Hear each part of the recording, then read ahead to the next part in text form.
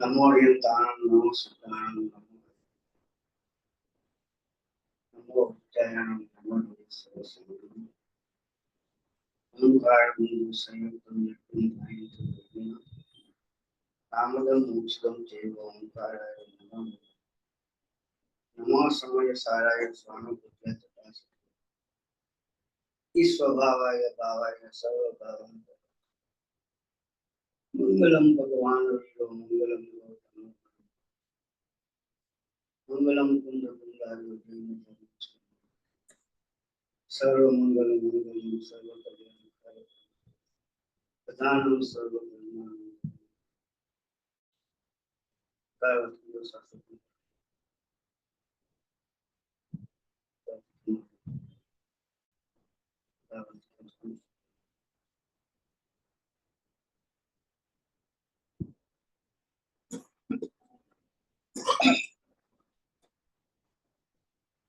આજનો આપણો જે વિષય છે એ શાસ્ત્રના મહત્વના શ્લોક છે એના પેલો છે પુરુષાર્થી સમ્યક દર્શનની પ્રાપ્તિ થાય છે. એમાં પૂજ્ય બેનશ્રીના વચનામૃતના બોલ 343 ઉપર એ વાત લીધેલી છે. અનંત જેવો પુરુષાર્થ કરી સ્વભાવે પરિણમી વિભાવ ટાળી સિદ્ધ થયા માટે જો તારે સિદ્ધ મંડળીમાં ભરવું હોય તો પણ પુરુષાર્થ કર. વસ્તુને પામવું, તેમાં ટકવું અને આગળ વધવું બધું પુરુષાર્થથી જ થાય છે. પુરુષાર્થ બહાર જાય છે તેને અંદર લાવ. આત્માનો જે સહજ સ્વભાવ છે તે પુરુષાર્થ દ્વારા સ્વયં પ્રગટ થશે. પૂજ્ય બેનશ્રીના વચનામૃત બોલ 343 માંથી આ લીધેલું છે. આમાં પુરુષાર્થની મુખ્યતા બતાવવામાં આવેલી છે કે જે કઈ કાર્ય થાય છે તે પુરુષાર્થથી જ થાય છે. ને પૂજ્ય ગુરુદેવ શ્રીએ પુરુષાર્થ ઉપર ખૂબ જ ભાર આપ્યો છે. કારણ કે એ કાર્યની ઉત્પત્તિ નું કારણ 5 સમવાય કહેવામાં આવ્યા છે. સ્વભાવ, પુરુષાર્થ, નિમિત્ત, કાલલબ્ધિ ને ભવિતવ્ય. આ 5 કારણો સાથે હોય ત્યારે એ કાર્યની ઉત્પત્તિ થાય છે. 5 માંથી એક પણ કારણ ન હોય તો કાર્યની ઉત્પત્તિ નથી થતી. પણ આ બધા જ માં મુખ્ય કારણ હોય તો પુરુષાર્થ છે. પુરુષાર્થ એટલે શું? કે આત્માને ઓળખવા માટેની સમજણ કરવી, એના માટેનો પ્રયત્ન કરવો. આત્માનું સ્વરૂપ સર્વજ્ઞ ભગવાને જે બતાવ્યું છે એ સ્વરૂપને આપણે સમજવું, એનું નામ પુરુષાર્થ છે. બીજું કઈ કરવાનું નથી. એમાં ખાલી આત્માના સ્વરૂપને સમજવાનું છે. સમજવા માટે એ સ્વાધ્યાય કરવો પડે, વિચાર કરવો પડે, ચિંતન કરવું પડે, સત્સંગ કરવો પડે, પ્રશ્ન કરવા પડે. તો આ એના બધા સાધનો છે.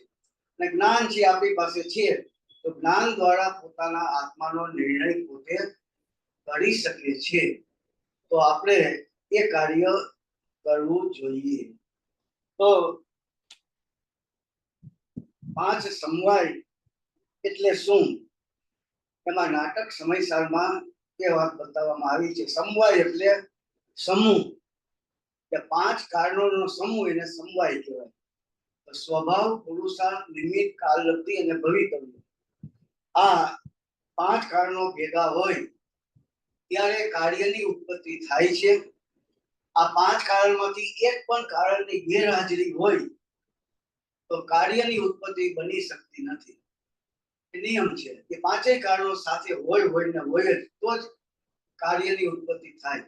પણ પૂજ્ય ગુરુદેવ શ્રીએ અત્યાર સુધીમાં જે કંઈ પ્રવચનો કર્યા છે, જે કંઈ ઉપદેશ આપણને આપ્યો છે, એમાં મુખ્યમાં મુખ્ય એ આપણે આત્માનો પુરુષાર્થ કરવો એ એક જ મુખ્ય બાબત છે. બાકીના બધા કારણો આપણી પાસે છે, એને લેવા નથી જવા પડ્યું.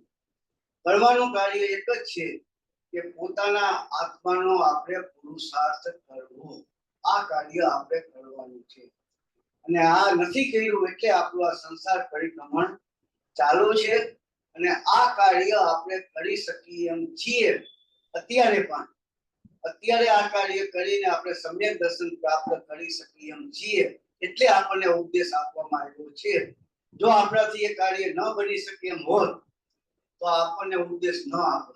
આ માખીને ઉપદેશ નથી આપ્યો, ઢેક ગરુડીને ઉપદેશ નથી આપ્યો, કારણ કે એનામાં એ પ્રકારની યોગ્યતા વર્તમાનમાં નથી. આપણામાં છે તો એ કાર્ય આપણે કરી શકીએ એમ છીએ. તો જે કાંઈ છે એ મુખ્યતા પોતાના પુરુષાર્થની જ છે. અને જે કાંઈ આપણે અટકા છીએ, સમ્યક દર્શન નથી થયું, એનું એકમાત્ર કારણ હોય તો એ પુરુષાર્થની કમી છે. આ એક જ કારણ છે, બીજું કાંઈ નથી. એટલે એ 5 સમવાયમાં પુરુષાર્થની મુખ્યતા છે.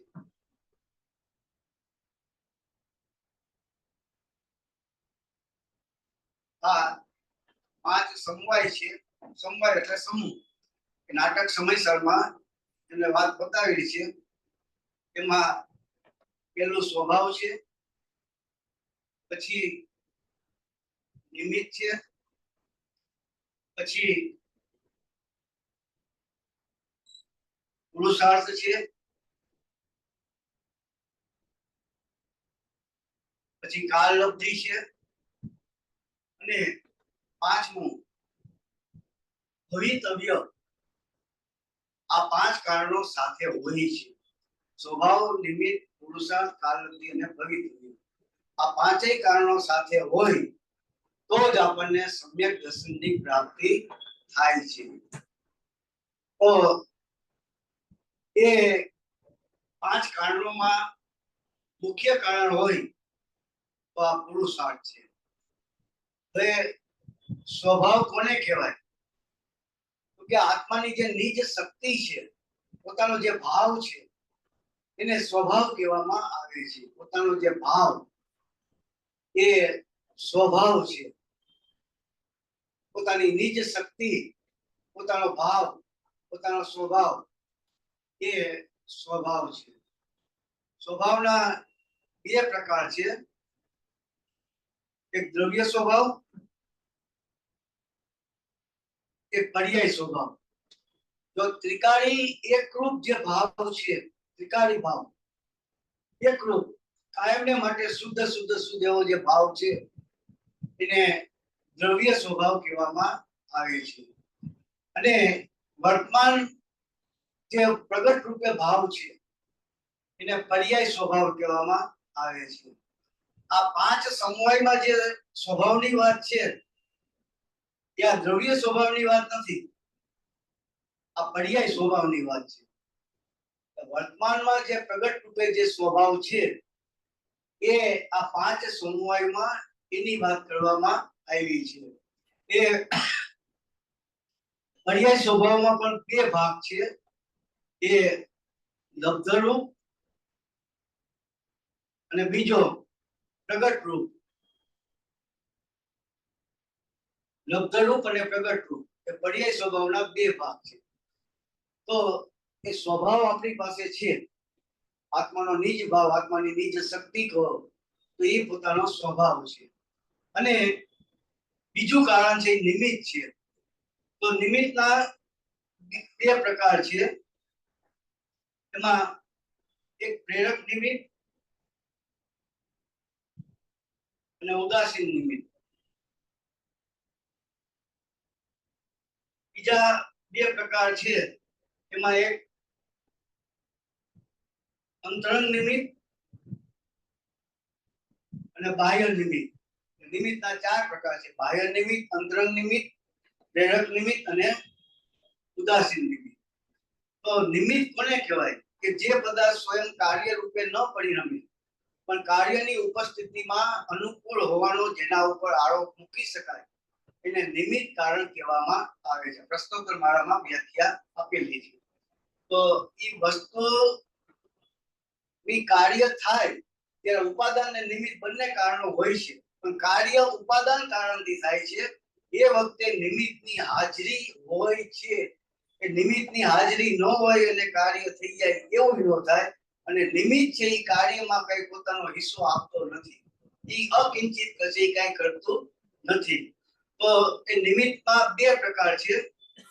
આ કુંભારે ઘડો બનાવ્યો તો કુંભાર છે એ નિમિત્ત છે, અને ઘડો બન્યો તો માટી પોતાના ઉપાદાન કારણથી ઘડારૂપી અવસ્થાને થઈ એનું ઉપાદાન કારણ કહેવાય, અને કુંભારની હાજરી એનો નિમિત્ત કારણ કહેવાય. નિમિત્ત કારણ બે પ્રકારના છે, પ્રેરક છે, બીજું ઉદાસીન છે. તો કુંભારે ઘડો બનાવ્યો એમાં કુંભારે નો જે ઘડા બનાવવાનો જે રાગ છે એને જે ભાવ કર્યો એને પ્રેરક નિમિત્ત કહેવાય. એટલે પ્રેરક નિમિત્તમાં ત્રણ વસ્તુ છે, એક જીવનો રાગ, બીજું જીવની ગમન ક્રિયા, અને ત્રીજી પૂતગલની ગમન ક્રિયા. આ ત્રણ વસ્તુ જેમાં હોય એને પ્રેરક નિમિત્ત કહેવામાં આવે છે. જીવનો રાગ, જીવની ગતિ અને પૂતગલની ગતિ, આ ત્રણ પ્રેરક નિમિત્ત કહેવાય. એટલે જીવનો રાગ છે એને ઘડા બનાવવાનો રાગ કર્યો એનું પ્રેરક નિમિત્ત છે. પછી ઘડો બન્યો તો એમાં ચાક ફળે છે, એ ચાક છે ગતિ કરે છે, ફળે છે, એ ગતિ કરે છે એટલે એને પ્રેરક નિમિત્ત કહેવાય. અને ઉદાસીન નિમિત્ત કોને કહેવાય કે જે પ્રેરક નિમિત્ત જે ગતિ નથી કરતું, કે જેમાં રાગ નથી, ચાકની વચ્ચે ખીલી જે સ્થિર ઊભી છે એ ઉદાસીન નિમિત્ત છે. ઘડો બન્યો તો એ પોતાના પરિણમન સ્વભાવથી માટીની અવસ્થાથી ઘડારૂપની અવસ્થા થઈ એનું પરિણમન થયું તો પરિણમનમાં કાળ દ્રવ્ય નિમિત્ત છે, આકાશ દ્રવ્ય એમાં નિમિત્ત છે, કાળ દ્રવ્ય નિમિત્ત છે, ધર્માસ્તિકાય નિમિત્ત છે, અધર્માસ્તિકાય નિમિત્ત છે, એ બધા ઉદાસીન નિમિત્ત છે. તો એ પ્રેરક નિમિત્ત અને ઉદાસીન નિમિત્ત. બીજી અપેક્ષાએ જોઈ તો અંતરંગ નિમિત્ત અને બાહ્ય નિમિત્ત. એ આપણે વાત કરી હતી કે કોઈ આપણી નિંદા કરે અને આપણને ક્રોધ આવે તો આપણે નિંદા કરનાર પ્રતિ આપણને ક્રોધ આવે છે કે આ મારા નિંદા કરી એટલે મને ક્રોધ આવ્યો. એટલે આપણે એનું બાહ્ય નિમિત્ત કહેવાય. બહારની વ્યક્તિ દ્વારા જે આપણી નિંદા થાય એ બાહ્ય નિમિત્ત છે. અને મૂળભૂત કારણ આપણા પાપ કર્મનો ઉદય હતો એટલે આપણી નિંદા થઈ. આપણા પુણ્ય કર્મનો ઉદય હોત તો આપણી પ્રશંસા થાય, આપણા પાપ કર્મનો ઉદય હતો એટલે આપણી નિંદા થઈ. તો સાચું કારણ એ ફલાણી વ્યક્તિએ મારી નિંદા કરી એ કારણ સાચું નથી, પણ મારા પાપ કર્મનો ઉદય હતો એટલે મારા નિંદાના વચનો સાંભળવા પડ્યા, એ અંતરંગ નિમિત્ત છે, એ સાચું કારણ છે. એટલે બાહ્ય કારણ સાચું નથી, પણ અંતરંગ કારણ એ પોતાના પાપ કર્મનો ઉદય એ સાચું કારણ છે. પછી પુરુષાર્થ. તો પુરુષાર્થ કોને કહેવાય તો એમાં પુરુષ વત્તા અર્થ. પુરુષ એટલે આત્મા અને અર્થ એટલે પ્રયોજનભૂત ક્રિયા. આત્માની જે પ્રયોજનભૂત ક્રિયા હોય એને પુરુષાર્થ કહેવામાં આવે છે. તો આત્માની પ્રયોજનભૂત અર્થ ક્રિયા એટલે શું કે આત્મ પ્રાપ્તિ માટેનો પુરુષાર્થ કરવો. આત્માનું પ્રયોજન શું છે કે આત્મ પ્રાપ્તિનું, સુખનું પ્રયોજન છે. આત્માનું પ્રયોજન સુખનું છે. સુખ ક્યારે થાય કે સમ્યક દર્શન થાય. તો સમ્યક દર્શન ક્યારે થાય કે આત્માનો પુરુષાર્થ કરે તો આત્માનું જે પ્રયોજનભૂત કાર્ય એને પુરુષાર્થ કહેવામાં આવે છે. એટલે આત્માનો જે વીર્ય ગુણ છે એને પુરુષાર્થ નામ આપવામાં આવે છે. ચૈતન્ય પદાર્થ માટે વીર્ય ગુણને પુરુષાર્થ કહેવામાં આવે છે. તો એ પુરુષાર્થ એટલે આત્માની પ્રયોજનભૂત અર્થ ક્રિયા, એ પણ એક કારણ છે. અને છેલ્લું એના પછીનું ચોથું કાળ લબ્ધિ. એટલે જે કાર્ય બને એ કાળની એને કાળ લબ્ધિ કહેવાય. ઘડો જે સમયે 9 ને 10 મિનિટે ઘડો બન્યો તો 9 ને 10 મિનિટનો કાળ એની કાળ લબ્ધિ કહેવામાં આવે છે. અને ઘડા બનાવવાની જે યોગ્યતા, જે સમયે એની યોગ્યતા હતી ઘડા બનાવવા સંબંધિત, એનું ભવિતવ્ય, થવા યોગ્ય કાર્ય જે થયું એનું ભવિતવ્ય. એટલે કાળ લબ્ધિ કોને કહેવાય કે જે સમયે જે કાર્ય થયું એનું એ સમય એની કાળ લબ્ધિ કહેવાય. એ સ્વામી કાર્તિકેય અનુપ્રેક્ષામાં કાળ લબ્ધિની વ્યાખ્યા એવી આપવામાં આવી છે કે જે દેશમાં જે કાળે જે વિધાનથી જન્મ, મરણ, રોગ, દુઃખ, દરિદ્રતા આદિ સર્વજ્ઞ ભગવાને જે જોયું છે તે દેશમાં તે કાળે તે વિધાનથી જન્મ, મરણ, સુખ, દુઃખ, રોગ, દરિદ્રતા એને નિયમથી થાય છે. એને ઇન્દ્ર નરેન્દ્ર કે જીનેન્દ્ર કોઈ રોકી શકતા નથી. એ કાળ લબ્ધિની વ્યાખ્યા સ્વામી કાર્તિકે અનુપ્રેક્ષા જે બાળ ભાવનાનું શાસ્ત્ર છે એમાં આપવામાં આવી છે. આ કાળ લબ્ધિ અને ભવિતવ્ય છે ને એને ખરેખર કારણ કહેવામાં આવ્યા જ નથી. પાંચ કારણો કહેવાય સમવાયમાં, પાંચ સમવાય કહેવાય. પાંચ કારણો સાથે હોય એટલે સમવાયની પાંચેય કારણો એક સાથે હોય જ છે. આ પાંચમાંથી એક કારણ ન હોય, લિમિટ ન હોય તો કાર્યની ઉત્પત્તિ ન થાય. ભવિતવ્ય ન હોય, કાર્યની ઉત્પત્તિ ન થાય. પુરુષાર્થ ન હોય, કાર્યની ઉત્પત્તિ ન થાય. એ પાંચેય કારણો અવશ્યપણે સાથે હોય તો જ એને કાર્યની ઉત્પત્તિ થાય છે. પણ એ પાંચેય કારણોમાં મુખ્યતા એ પુરુષાર્થની છે. આપણા માટે આપણે સમ્યક દર્શન પ્રાપ્ત કરવું છે તો સમ્યક દર્શન પ્રાપ્ત કરવામાં પાંચ કારણો હોય, પણ પાંચ કારણોમાં મુખ્યતા આપણા જીવનો પુરુષાર્થ છે. એ પુરુષાર્થ થાય એટલે એને સમ્યક દર્શન થાય ને થાય. કારણ કે એ આત્માનું ગુણ છે, આત્માનો સ્વભાવ છે, આત્માનો કારણ છે, ઉપાદાન કારણ છે. એનું ફળ એને અવશ્યપણે મળે. તો એ આ રીતે કે પાંચ સમવાય કહેવામાં આવ્યા છે. એટલે પાંચેય કારણો સાથે હોય છે, પણ એ આપણે પાંચેય કારણોમાં મુખ્યતા એ પુરુષાર્થની જોવાની છે. બધા કારણો છે ખરા, એનો નિષેધ નથી, પણ એ મુખ્યતા જો હોય તો પુરુષાર્થની કાર્યની ઉત્પત્તિ જે કઈ થાય છે એ પુરુષાર્થથી થાય છે. પછી એ ચર્ચવાના મુદ્દાઓ આપણે પાંચ લીધા છે, એ ક્રમ મુજબ નથી લેતા, પણ એ રીતે આપણે એમાં સમાવેશ થઈ જશે. હવે પુરુષાર્થ છે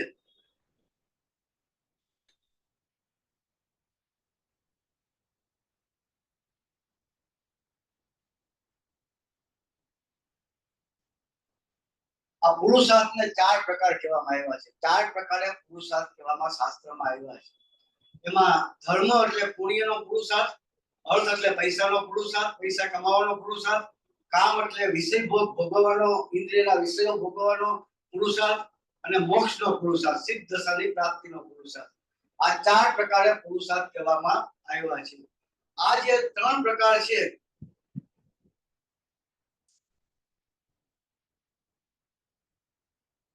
એને ત્રિવર્ગ કહેવામાં આવ્યા છે. આ ત્રણ પ્રકાર છે, ધર્મ, અર્થ અને કામ, એને ત્રિવર્ગ કહેવામાં આવ્યા. ત્રિવર્ગ એટલે એ ત્રણેય એક સાથે હોય જ છે. જેને પુણ્યનું પ્રયોજન હોય એટલે પૈસા અને વિષય ભોગનું પ્રયોજન હોય જ. જેને વિષય ભોગનું પ્રયોજન હોય એટલે પૈસા અને પુણ્યનું પ્રયોજન હોય જ. જેને પૈસાનું પ્રયોજન છે તો એને પુણ્ય અને વિષય ભોગનું પ્રયોજન હોય જ. એટલે ત્રણેય એક સાથે હોય જ છે. એટલે એને ત્રિવર્ગ કહેવામાં આવે છે.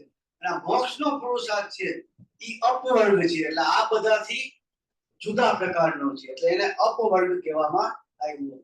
એટલે આપણે જે પુરુષાર્થ કરવાનો છે મોક્ષનો છે, એ સિદ્ધ દશા મોક્ષની પ્રાપ્તિ થાય, એનાથી એ સુખ દશાની પ્રાપ્તિ થાય. અને આ ત્રણ પુરુષાર્થ છે, ધર્મ, અર્થ અને કામ, એનો પુરુષાર્થ છે એ સંસારનું કારણ છે. ધર્મનો એટલે કે પુણ્યનો પુરુષાર્થ કરો, અર્થ એટલે પૈસાનો કમાવાનો પુરુષાર્થ કરો, અને કામ વિષય ભોગ ભોગવવા માટેનો પુરુષાર્થ કરો. એ ત્રણેય સંસારનું કારણ છે. મોક્ષનું કારણ એકમાત્ર મોક્ષનો પુરુષાર્થ છે. એટલે આપણે જે પુરુષાર્થ કરવાનો છે મોક્ષનો કરવાનો છે. અત્યારે આપણો જે પુરુષાર્થ ચાલે છે એ ધર્મનો, અર્થનો અને કામનો પુરુષાર્થ ચાલે છે. જે કરવાનો પુરુષાર્થ છે એ પુરુષાર્થ આપણે ચાલતો નથી. એટલે એ મુખ્ય કારણ હોય તો એ આ પુરુષાર્થ કહેવામાં આવ્યું છે. હવે પુરુષાર્થ છે એ આત્માનો સ્વભાવ છે, આત્માનો ગુણ છે, અને એ પુરુષાર્થથી કાર્ય થાય છે. એમાં આપણે જોયું કે કાળલબ્ધિ અને ભવિતવ્ય બે કારણને પ્રશ્નોત્તર માળામાં કારણ તરીકે લેવામાં આવ્યા નથી. કાળલબ્ધિ એટલે જે કાર્ય જે સમયે જે કાર્ય થયું એની કાળલબ્ધિ કહેવાય, અને ભવિતવ્ય એટલે જે થવા યોગ્ય જે કાર્ય થયું એની જે યોગ્યતા મુજબ જે કાર્ય થયું એની ભવિતવ્ય છે.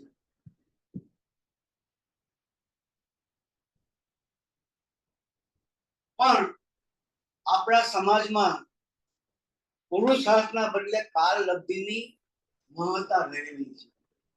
આપણે કાળલબ્ધિ એટલે કે જે કાળે જે સમયે જે કાર્ય થાય છે એ સમય એનો કાળ, અને એ કાળ કેવો છે તો કે સર્વજ્ઞ ભગવાનના જ્ઞાન અનુસાર જે ભગવાને જોયું છે એ મુજબ કાર્ય થાય છે એ એની કાળલબ્ધિ કહેવામાં આવે છે. સર્વજ્ઞ ભગવાનનું જે જ્ઞાન છે કેવળ જ્ઞાન, એ કેવું જ્ઞાન છે? થોડું જ્ઞાન છે કે સંપૂર્ણ જ્ઞાન છે? સંપૂર્ણ જ્ઞાન છે. આખા લોકાલોકના બધા પદાર્થોની ત્રણેય કાળની અવસ્થાને જાણે છે. બરાબર? તો ઈ જે ભગવાનનું જ્ઞાન છે, તો મારો આત્મા છે, તો મારો આત્મા આ જીવ અનંત છે, પૂતગલ અનંત આનંદ છે, આકાશ એક, ધર્મ એક, અધર્મ એક, અને અસંખ્યાત કાળ દ્રવ્યો. જગતમાં આ 6 દ્રવ્યોની આટલી સંખ્યા છે. આ બધા જ દ્રવ્યોની ત્રણેય કાળની અવસ્થાઓ સર્વજ્ઞ ભગવાન એક સમયમાં જાણે છે. સિમંદર ભગવાન છે, મહાવીર ભગવાન છે, તો એ એક સમયમાં બધા જ દ્રવ્યોની ત્રણેય કાળની અવસ્થાઓ એક જ સમયમાં, એક સમય એટલે આંખના પ્રકારમાં લાખો કરોડો નહીં, અસંખ્ય સમય ચાલ્યા છે. એટલા સમયમાં એ ત્રણેય કાળની અવસ્થાઓ બધા દ્રવ્યોની જાણે છે. તો મારો આત્મા છે, મારો આત્મા છે, હું છું. તો મારા અત્યારે 9 ને 10 થઈ છે, તો 9 10 પહેલાના અનંત કાળ હું અનાદિનો છું. મારો આત્મા છે અનાદિનો છે, એની શરૂઆત જ નથી થઈ, એની ઉત્પત્તિ નથી થઈ. અનાદિ અનંત છે, એનો શરૂઆત નથી, એનો નાશ નથી. છય દ્રવ્ય અનાદિ અનંત છે. તો મારો આત્મા છે અનાદિ અનંત છે. તો અનાદિ કાળમાં મારા ભવ કેટલા થયા હશે? કેટલા ભવ થયા હશે? સંખ્યા થયા હશે, અનંતા ભવ થયા હશે. અને અકેટ ભવોના પરિણામોના એના સંખ્યા જો તો કેટલી? દરેક સમયે પરિણમન ચાલુ જ છે ને. તો મનુષ્ય ભવ હોય તો મારા અત્યાર સુધીમાં, મારા આયુષ્યનો અત્યાર સુધીમાં અસંખ્ય સમય ચાલ્યા ગયા. દરેક સમય મારા કેવા પરિણામ થયા એ ભગવાનના જ્ઞાનમાં છે. કે મારા અનાદિથી આજ સુધીમાં મનુષ્ય ભવ અનંત કર્યા, તિર્યંચના આનંદ ભવ કર્યા, દેવના આનંદ ભવ કર્યા, નારકીના આનંદ ભવ કર્યા, અને દરેક ભવમાં દરેક સમયે મારા કેવા પરિણામ થયા. હું શું કરતો હતો, મારી કઈ અવસ્થા હતી, એ ભગવાનના જ્ઞાનમાં છે કે નથી? છે. બરાબર? એ ભગવાનના જ્ઞાનમાં છે. તો એ ભૂતકાળની છે તેમ ભવિષ્યની હોય કે નહીં? ભવિષ્યમાં હવે 9 ને 10 પછીના મારા અનંત કાળ મારો છે, સાદી અનંત કાળ છે. તો હું સંસારમાં રખડું કે સિદ્ધ દશામાં હોઉં, પણ દરેક સમયે મારા કયા પરિણામ થશે, મારી કઈ અવસ્થા થશે, મારી કઈ ગતિ થશે, મને હું ક્યારે નરકમાં જાય, ક્યારે સ્વર્ગમાં જાય, ક્યારે સમ્યક દર્શન થશે, ક્યારે મોક્ષ થશે, એ ભગવાનના જ્ઞાનમાં હોય કે ન હોય? તો કે હોય. બરાબર? તો આપણે થાય છે શું અહીંયા? સર્વજ્ઞ ભગવાનના જ્ઞાનમાં જે છે એ અફળ હોય કે એમાં ફેરફાર થાય? ભગવાનના જ્ઞાનમાં ક્યારે ફેરફાર થાય એવું બન્યું ક્યારે? અફળ હોય. તો આપણે દલીલ એવી કરી છે કે સર્વજ્ઞ ભગવાનનું કેવળ જ્ઞાન છે, મારો ભવ છે, મારો આત્મા છે. તો અનાદિ અનંત કાળ, અનાદિનો અનંત ભૂતકાળની પર્યાય અને અનંત ભવિષ્યની પર્યાય, હું શું થવાનો છું, શું કરવાનો છું, મારા કેવા પરિણામ છે, મારી કઈ ગતિ છે, હું સંસારમાં રહીશ કે મોક્ષમાં જઈશ, સમ્યક દર્શન પ્રાપ્ત કરીશ કે નહીં કરું, આ બધું જ ભગવાનના જ્ઞાનમાં હોય કે ન હોય? કે હોય. બરાબર? ભગવાનના જ્ઞાનમાં જે કેવળ જ્ઞાન છે, સંપૂર્ણ જ્ઞાન છે. તો હું દલીલ એવી કરું છું કે ભગવાનના જ્ઞાનમાં જે કઈ છે એ ફેરફાર આપણે કરી શકતા નથી. તો ભગવાનના જ્ઞાનમાં કદાચ એવું હોય, માની લો કે આપણે એવું માની લીધું કે ભગવાનના જ્ઞાનમાં એવું છે કે 50 ભવ પછી મને સમ્યક દર્શન થવાનું છે. તો હું અત્યારે માથા પછાડીને પુરુષાર્થ કરું કે ભાઈ સમયસારમાં 6 મહિનાનો સમય દીધો, એવો પુરુષાર્થ હું કરું, યથાર્થ પુરુષાર્થ, મને સમ્યક દર્શન થાય જ એવો હું પુરુષાર્થ કરું. પણ ભગવાનના જ્ઞાનમાં 50 ભવ પછી હોય તો મને સમ્યક દર્શન થાય કે ન થાય? 50 બહુ પછી ભગવાનના જ્ઞાનમાં છે. અને હું અત્યારે યથાર્થ પુરુષાર્થ કરું. સમયસારમાં જે કીધું 34 નંબરના કળશમાં કે યથાર્થ પુરુષાર્થ હોય તો સમ્યક દર્શન થાય ને થાય જ. બે વસ્તુ છે, ભગવાનનું જ્ઞાન એ ખોટું ન પડે અને બીજી બાજુ તમે પુરુષાર્થ કરો તો કે ચૈતન્યની ભાવના નિષ્ફળ ન જાય. એ તમે ખોટું એમ કહો કે ભાઈ પુરુષાર્થ સમ્યક દર્શન ન થાય તો ચૈતન્યની ભાવના નિષ્ફળ ગઈ. અને તમે એમ કહો કે ભાઈ સમ્યક દર્શન થઈ જાય તો ભગવાનનું જ્ઞાન ખોટું થાય. એવું તો બને નહીં. બેમાંથી એકે વસ્તુ ન બને. આપણી દલીલ કાલ લબ્ધિ ઉપર વજન મૂકેલી છે. જો દ્રષ્ટાંત આપણે જોઈએ તો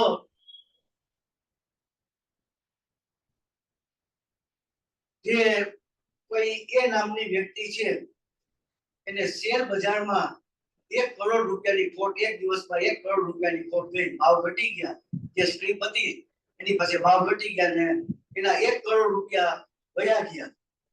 હવે 1 કરોડ રૂપિયા વયા ગયા ઈ ભગવાનના જ્ઞાનમાં હશે કે નહીં હોય? હશે, કારણ 1 કરોડ રૂપિયા જવાના છે ઈ ભગવાનના જ્ઞાનમાં હશે. હવે ઈ કાલ લબ્ધિ થઈ કે નહીં? ઈ કાલ લબ્ધિ થઈ, બરાબર છે. ભગવાનના ઋષભદેવ ભગવાનના જ્ઞાનમાં એ વાત આવેલી સમોસણમાં કે વર્તમાન અવસરપીણી કાળમાં હુંડાવસરની કાળના કારણે 3 ભગવાન ઉપર ઉપસર્ગ થશે. સુપાર્શ્વનાથ ભગવાન, પાર્શ્વનાથ ભગવાન અને મહાવીર ભગવાન. એ 3 ભગવાન ઉપર ઉપસર્ગ થશે અને 3 ભગવાન ઉપર ઉપસર્ગ થયો. ભગવાનના જ્ઞાનમાં જે આવ્યું એ મુજબ જ થયું. તો એ કાલ લબ્ધિ કહેવાય કે ન કહેવાય? કહેવાય, બરાબર છે. ભગવાનના જ્ઞાનમાં હતું એ મુજબ થયું તો એ કાલ લબ્ધિ થઈ. બીજું દ્રષ્ટાંત આપણે લઈએ કે યશોધર મુનિરાજ ભગવાનના ગળામાં નાગ નાખે છે અને 7મી નરકના આયુષ્યનો બંધ થાય છે અને કલાક પછી ભગવાન એને ઉપદેશ આપે છે અને એને સમ્યક દર્શન પ્રાપ્ત થાય છે. એને સમ્યક ભગવાનના ગળામાં નાગ નાખવાનો હતો ઈ અને એને ભગવાન ઉપદેશ આપવાના હતા અને એને સમ્યક દર્શન થવાનું હતું. ઈ ભગવાનના જ્ઞાનમાં હતું કે નહોતું? એ ભગવાનના જ્ઞાનમાં હતું, બરાબર. ચોથી વસ્તુ કે 5 પાંડવો શત્રુંજય ઉપર આત્મ સાધના કરતા હતા. એમાં દુર્યોધનના ભાણેજ દુર્યોધન એને 5 પાંડવોને જોયા કે મારા મામા ઉપર આ લોકોએ ત્રાસ ગુજાર્યો છે, અત્યારે મુનિ દશામાં છે, તો અત્યારે આનો વેણ વાળી લો. એને સળગતા બધા દેવતાઓ હોય માથા ઉપર, આખા શરીર ઉપર ઘરેણા લોઢાના લોખંડના હતા બધા પહેરાવ્યા, માથે સકડીના અગ્નિ દેવતા મૂક્યા, એના શરીર જલવા માંડ્યા. બધા 5 પાંડવોના શરીર સળગવા માંડ્યા. અને એમાં યુધિષ્ઠિર, ભીમ અને અર્જુન 3 ઉપસર્ગ થયો. એના શરીર બળતું હતું પણ એનો ઉપયોગ બહાર ન આવ્યો. એના ઉપયોગમાં જમાવટ કરી નાખી. અંદર ઉપયોગમાં એટલી લીનતા કરી, પુરુષાર્થને એટલે તીવ્ર બનાવ્યો કે એને ઉપસર્ગ દશામાં એને કેવળ જ્ઞાન થઈ ગયું. અને બાકીના સહદેવ અને નકુલને એટલો વિચાર આવ્યો કે મારા મોટા ભાઈ ઉપર આવો ઉપસર્ગ થયો. એને એટલી એવો એને કુળીધર ઉપર દ્વેષ ભાવ નહોતો કર્યો. કુળી દશાની બહારમાં એને ભાવ નહોતો થયો. જો એ નકુલ ધારે ને તો એ નકુલ ધારે ખાલી ફૂંક મારી હોત ને તો એ કુળીધર પર્વતની નીચે ઉડીને ક્યાં વયો ગયો. પણ એ મુનિ દશામાં તો એવું કાર્ય ન કરે અને એને ખબર હતી આ કુળીધર નહીં કરે, એટલે જ એને ઉપસર્ગ કર્યો. તો ઈ બેને એવો ભાવ આવ્યો કે મારા મોટા ભાઈ ઉપર આવો ઉપસર્ગ આવ્યો, યુધિષ્ઠિર રાજા ઉપર એટલો એને શું ભાવ આવ્યો એમાં એને કેવળ જ્ઞાન ન થયું. અને સર્વા સિદ્ધિનો આયુષ્ય ત્યાંથી બંધાણું. 33 સાગરોપમ સર્વા સિદ્ધિના દેવ છે. 5 અનુત્તર વિમાન છે, જયંત, વિજયંત, અપરાજિત, સર્વા સિદ્ધિ આદિ. એ સર્વા સિદ્ધિના દેવો નિયમથી એકાવતારી હોય છે. 33 સાગરોપમ સુધી સ્વર્ગમાં 4થા ગુણ સ્થાને રહેશે. મુનિ દશામાંથી ચ્યુત થઈ 4થા ગુણ સ્થાને સર્વા સિદ્ધિના દેવમાં છે. અને 33 સાગરોપમ પછી મનુષ્ય થઈ અને મોક્ષે જવાના છે. સર્વા સિદ્ધિના દેવો એકાવતારી હોય નિયમથી, પછી મનુષ્ય થઈ નિયમથી મોક્ષે જશે. પણ 33 સાગરોપમ એનો મોક્ષ દૂર વયો ગયો અને યુધિષ્ઠિર, ભીમ અને અર્જુન એને એવો વિકલ્પ ન કર્યો તો એને કેવળ જ્ઞાનને મોક્ષ થઈ ગયું. તો ઈ 3 પાંડવોને કેવળ જ્ઞાન થવાનું હતું, બેને નહોતું થવાનું. ઈ ભગવાનના જ્ઞાનમાં હતું એટલે થયું કે નહોતું એ મુજબ નહોતું થયું? ભગવાનના જ્ઞાનમાં હતું એ વાત બરાબર અને એ રીતે થયું. પણ અહીંયા આપણે જે મુખ્યતા જોવાની છે ને એ મુખ્યતા જોવાની છે. પહેલી વાત આપણે કહી રહી કે કોઈ વ્યક્તિનું 1 કરોડ રૂપિયાનું નુકસાન થવાનું છે, એ ભગવાનના જ્ઞાનમાં હતું, એ નુકસાન થયું. એમાં એ વ્યક્તિએ પુરુષાર્થ કર્યો કે મારે નુકસાન નથી થવા દેવું, એનો પુરુષાર્થ સફળ થાત કે ન થાત? ન થાત. કારણ કે એ કર્મને આધીન છે ને, પૈસા જાવા એ કર્મને આધીન છે, એમાં આપણો પુરુષાર્થ ચાલતો નથી. તો એ ભગવાનની કાલલબ્ધિ મુજબ થયું એ બરાબર છે, એ વાત એને આપણે સ્વીકારી લીધી. બીજું દ્રષ્ટાંત આપણે આપ્યું હતું, એ શેના માટેનું આપ્યું હતું આપણે? બીજું 50 બહુ પછી મારો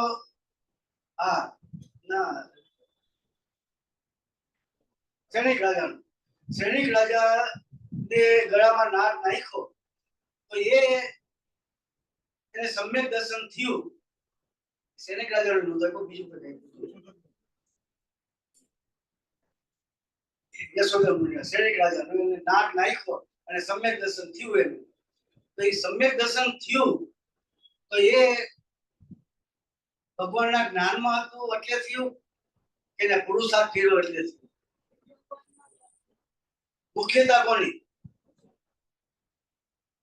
છે? બે. ઓલામાં મુખ્યતા કોની? કાલલબ્ધિની. પૈસા 1 કરોડ રૂપિયા જવાના હતા, એમાં પુરુષાર્થની મુખ્યતા નથી, એ કાલલબ્ધિની મુખ્યતા છે. એ કર્મને આધીન છે, એમાં ભગવાનના જ્ઞાન મુજબ જે થાવ એ થવાનું જ છે. એટલે ઇન્દ્ર નરેન્દ્ર જીનેન્દ્ર કોઈ બદલાવી શકતા નથી. પણ શ્રેણિક રાજાએ નાગ નાખ્યો, ભગવાને ઉપદેશ આપ્યો મુનિરાજે, અને એને સમ્યક દર્શન થયું. તો એ સમ્યક દર્શન થયું ભગવાનના જ્ઞાનમાં હતી, વાત બરાબર છે. પણ એ સમ્યક દર્શન ભગવાનના જ્ઞાનમાં હતું એટલે થયું એવું નથી, એને પુરુષાર્થ કર્યો એટલે થયું છે. સાચું કારણ એ છે. મહાવીર ભગવાનને સિંહના ભાવમાં સમ્યક દર્શન થયું, નિમિત્ત તરીકે 2 મુનિરાજ આવ્યા. એ ભગવાનના જ્ઞાનમાં હતું કે 2 મુનિરાજ આવશે અને મહાવીર ભગવાનને સિંહના ભાવમાં ઉપદેશ આપશે અને સમ્યક દર્શન એને થશે. એ ભગવાનના જ્ઞાનમાં હતું. 2 મુનિરાજ આવ્યા, એને ઉપદેશ આપ્યો અને મહાવીર ભગવાનના સિંહના ભાવમાં સમ્યક દર્શન થયું. એ ભગવાનના જ્ઞાનમાં હતું, પણ એને સમ્યક દર્શન થયું. એ ભગવાનના જ્ઞાનની મુખ્યતા નથી, મુખ્યતા પુરુષાર્થની છે. શું કામ? એનું ઉપાદાન પાકી ગયું હતું. સિંહના ભાવમાં એનું ઉપાદાન પાકી ગયું હતું. મહાવીર ભગવાનનો સિંહ હતો અને આ બાજુમાં બીજા 4-5 સિંહ ઉભા હોત અને બધાને મુનિરાજે ઉપદેશ આપ્યો હોત તો એ 5-5 ને સમ્યક દર્શન થઈ જાત? ન થાત. કારણ કે આની યોગ્યતા પાકી ગઈ હતી, ઉપાદાન એનું પુરુષાર્થ પાકી ગયું હતું.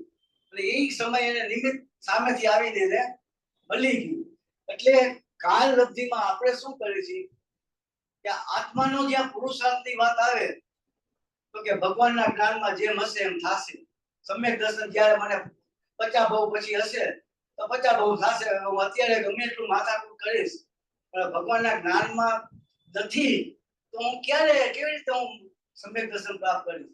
તો એના કરતા અત્યારે શાંતિથી બેસી જાઉં અને 50 બહુ પછી હું પલોઠી વાળીને બેઠો હોઈશ ને અને ટીવી જોતો હોઈશ, મોબાઈલ જોતો હોઈશ, પિક્ચર જોતો હોઈશ, ભગવાનના જ્ઞાનમાં છે એટલે સમ્યક દર્શન થઈ જશે. કે એવું ન હોય, એવું નથી. એ કાર્ય હંમેશા પુરુષાર્થથી થાય છે. ભગવાનનું જ્ઞાન છે, કાલલબ્ધિ છે, પણ મુખ્યતા પુરુષાર્થની છે, કાલલબ્ધિની નથી. ભગવાનનું જ્ઞાન એમાં 2 વસ્તુ છે. એક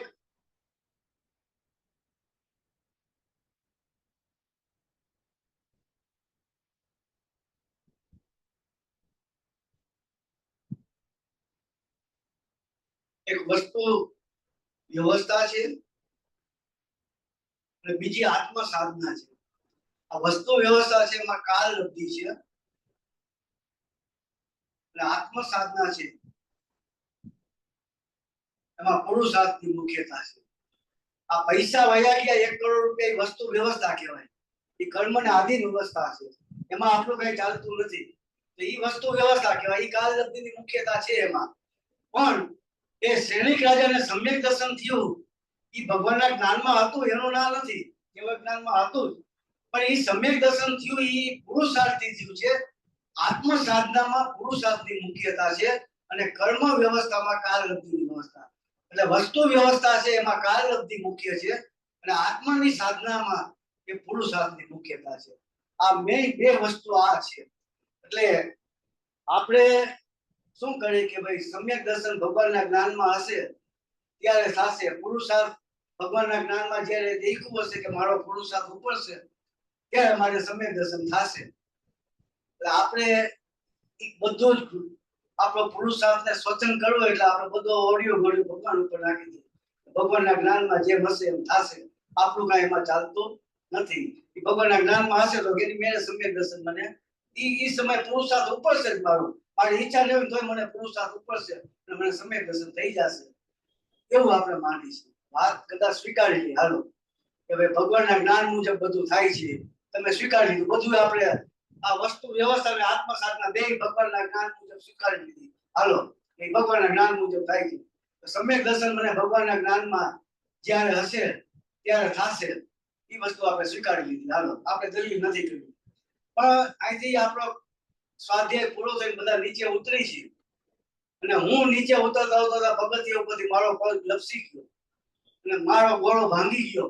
પગમાં બે ફ્રેક્ચર થઈ ગયા. ત્યારે હું એમ કહીશ કે ભગવાનના જ્ઞાનમાં જે હાજુ થવાનું લખ્યું હશે તેની મેળે સાજુ થઈ જવાશે. મારે હોસ્પિટલે જવાની જરૂર નથી કે હું કહીશ ત્યારે હોસ્પિટલ વયો જઈશ. એ વ્યવસ્થા તો એવી જ છે ને કે ભગવાનના જ્ઞાનમાં જ્યારે સાતા વ્યક્તિનો ઉદય આવશે સારું થવાનું લખ્યું હશે ત્યારે થવાનું છે. એ પહેલા ન થવાનું. પણ તોય હું જઈશ કે નહીં જાય હોસ્પિટલ. અહીંયા આપણે કેમ કાલ લબ્ધિને નથી માનતા? આપણે સ્વચન કરવો છે કે આપણે પુરુષાર્થ કરવો હોય તો અહીંયા એ કે ભગવાનના જ્ઞાન મુજબ હશે એમ થશે. અને સંસારના કાર્યમાં આપણે કઈ કરવું હોય તો કે ભાઈ તો પુરુષાર્થ કરવો પડે. એમાં આપણે પુરુષાર્થ કર્યા વગર ન હાલે. આખું વિરુદ્ધ છે. પુરુષાર્થ સંસારમાં પુરુષાર્થ ચાલતો નથી. બધું કાલલબ્ધિ અનુસાર થાય છે. કર્મને આધીન થાય છે. આત્માનું કાર્ય કરવું હોય એમાં કાલલબ્ધિની મુખ્યતા નથી. એમાં પુરુષાર્થની મુખ્યતા. એમાં પુરુષાર્થ કરવો પડે છે.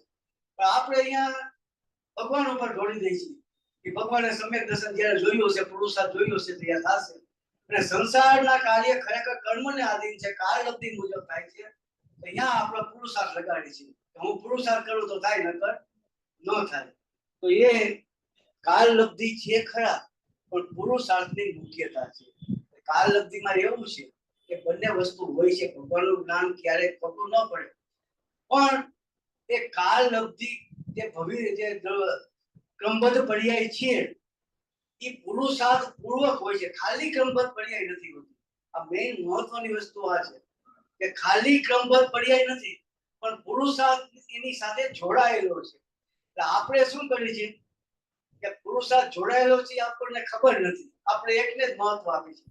અને બીજું કે પુરુષાર્થ જોડાયેલો છે તો આપણે લઈ છીએ ઊંધેથી કે ભગવાનના જ્ઞાનમાં હશે ત્યારે પુરુષાર્થ થશે એમ લઈ છીએ આપણે. પણ ખરેખર લેવાનું છે એવી રીતે કે આપણે આજે પુરુષાર્થ કરશે તો ભગવાનના જ્ઞાનમાં આજે સમ્યક દર્શન હશે. હું કાલે પુરુષાર્થ કરીશ યથાર્થ પુરુષાર્થ તો ભગવાનના જ્ઞાનમાં કાલે સમ્યક દર્શન લખેલું હોય. એ 50 ભાવ પછી ન હોય. કારણ કે ચૈતન્યની ભાવના ક્યારે નિષ્ફળ ન જાય. તમે પુરુષાર્થ કરો ને એનું ફળ ન મળે એવું 3 કાળમાં ન મળે. તો એ આપણે જેવો પુરુષાર્થ કરશું એવું ભગવાનના જ્ઞાનમાં હશે. તમે આજે પુરુષાર્થ કરશો તો ભગવાનના જ્ઞાનમાં આજે સમ્યક દર્શન હશે. તમે 1 વર્ષ પછી પુરુષાર્થ કરશો તો ભગવાનના જ્ઞાનમાં 1 વર્ષ પછી હશે. તમે 10 વર્ષ પછી કરશો તો 10 વર્ષ પછી હશે. આપણે પુરુષાર્થથી લેવાનું છે. ભગવાનના જ્ઞાનથી નથી લેવાનું કે ક્રમબદ્ધમાં હશે એમ થશે એમ નહીં. પુરુષાર્થ ક્રમબદ્ધમાં હશે એમ થશે એમ નથી લેવાનું. પુરુષાર્થ જેવો હશે એવું ક્રમબદ્ધમાં હશે આપણે એમ લેવાનું છે. મુખ્યતા આપણે પુરુષાર્થની રાખવાની. એ ક્યાં? આત્મ સાધનામાં. બહારના સંયોગોમાં વસ્તુ વ્યવસ્થામાં પુરુષાર્થ નથી કરવાનું. અહીંયા આપણે વસ્તુ વ્યવસ્થામાં ભગવાનનું જ્ઞાન જેમ જેમ સ્વીકારી લેવાનું છે અને એ મુજબ જ થાય છે. આપણા કર્મને આધીન જ થાય છે. એમાં આપણું કઈ ચાલતું જ નથી. એમાં કઈ ફેરફાર કરી શકતા પણ નથી. પણ આત્મ સાધનામાં પુરુષાર્થની મુખ્યતા છે. કે ગુરુદેવે હંમેશા એ પુરુષાર્થ ઉપર જ ભાર મૂક્યો છે. 5 કારણો છે. સ્વભાવ છે, પુરુષાર્થ છે, નિમિત્ત છે, કાલલબ્ધિ છે, ભવિતવ્ય છે. એ નિમિત્ત હોય એટલે સમ્યક દર્શન થઈ જાય એવું નથી. એ સ્વભાવ હોય એટલે સમ્યક દર્શન થઈ જાય એવું નથી. એ કાલલબ્ધિ ને ભવિતવ્ય કોઈ કારણ જ નથી. મેઇન કારણ, મુખ્ય કારણ પુરુષાર્થ એક જ છે. ગુરુદેવે 45 વર્ષ સુધી આત્મહિત માટેનો ભવ્ય જીવનનો ઉપદેશ આપ્યો.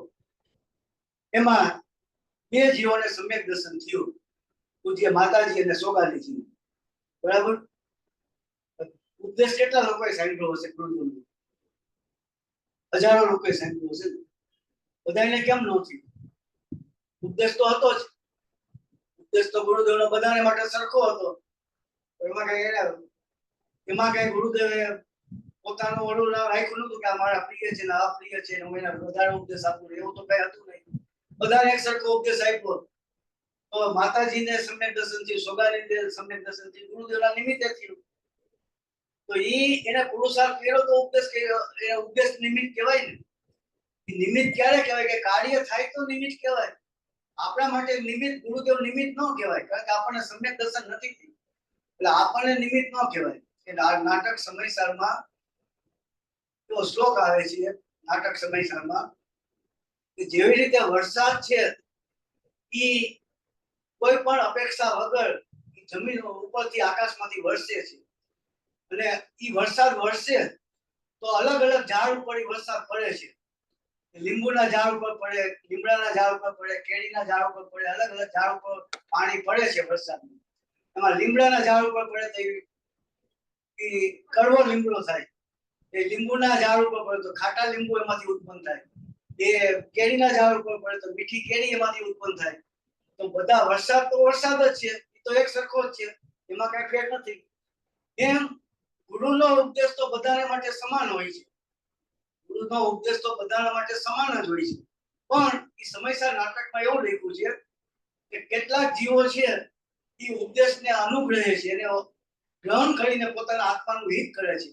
કેટલાક લોકો છે ઉપદેશનો અનાદર કરે છે, કેટલાક લોકો છે ઉપદેશને માત્ર સાંભળે છે, કેટલાક લોકો છે ઉપદેશની નિંદા કરે છે, અને કેટલાક લોકો છે એ સ્વાધ્યાય પૂરો થવાની રાહ જોવે છે. એવું લખ્યું છે કે બધા અલગ અલગ રીતે પોતાનો વિચારે છે.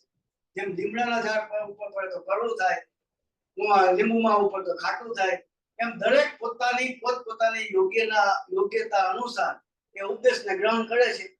એમાં ઉપદેશ દેનારનો કોઈ દોષ નથી. ગુરુદેવ તો બધાને માટે સમાન જ છે. ગુરુદેવને કોઈ વધારે વાલું હતું ને કોઈ દવડું હતું એવું તો હતું નહીં. તો આપણે ગ્રહણ કરવું ન કરવું એ આપણી જવાબદારી છે ને, આપણા માટે છે ને. એટલે ગુરુદેવે 45 વર્ષ સુધી જે કઈ ઉપદેશ આપ્યો એ પુરુષાર્થની મુખ્યતાથી આપ્યો છે. અને આપણને સમ્યક દર્શન નથી થયું એનું મુખ્ય કારણ એ આ પુરુષાર્થની ખામી છે.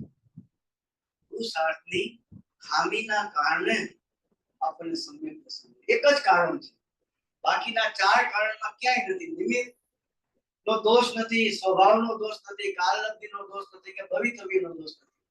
દોષ એકમાત્ર આપણો પોતાનો કે આપણે પુરુષાર્થ નથી કરતા એટલે એનું ફળ આપણને મળતું નથી. જેવો પુરુષાર્થ કરે એનું ફળ અવશ્ય મળે ને મળે.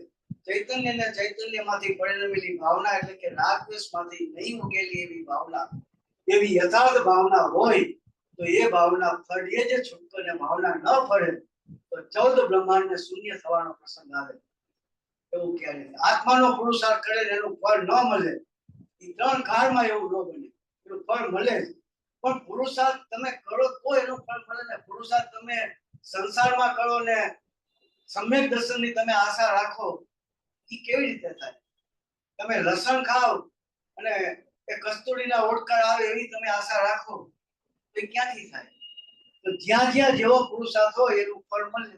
સંસારમાં તમારા પુરુષાર્થનું ફળ મળવાનું નથી, કારણ કે અહીંયા એ નિમિત્ત કારણ થઈ જાય છે. આત્માનો પુરુષાર્થ પૈસા કમાવામાં જે પુરુષાર્થ કરો ત્યાં ઉપાદાન કારણ નથી, નિમિત્ત કારણ છે ત્યાં પુરુષાર્થ.